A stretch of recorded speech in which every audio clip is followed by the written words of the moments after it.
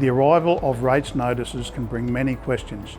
We've listened and have answered some of the most common rates questions in our video and on our website at the link below.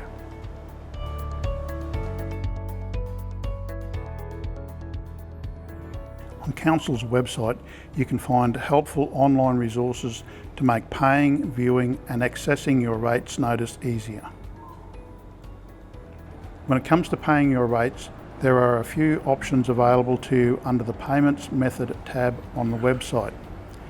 Here you can find out how to make payments online and over the phone. Under the Discounts, Rebates and Concessions tab, you'll find up-to-date information about the available discount percentages and eligibilities. If eligible, you will only receive the discount amount noted on your rates notice if the total net amount of the notice is received by Council by the due date.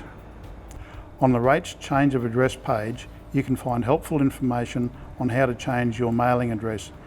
If you like to receive your rates notice electronically, you can find information about this here. On this page, you'll find helpful information about receiving your rates electronically, including an online form that you can use to submit your request to have your rates notice emailed.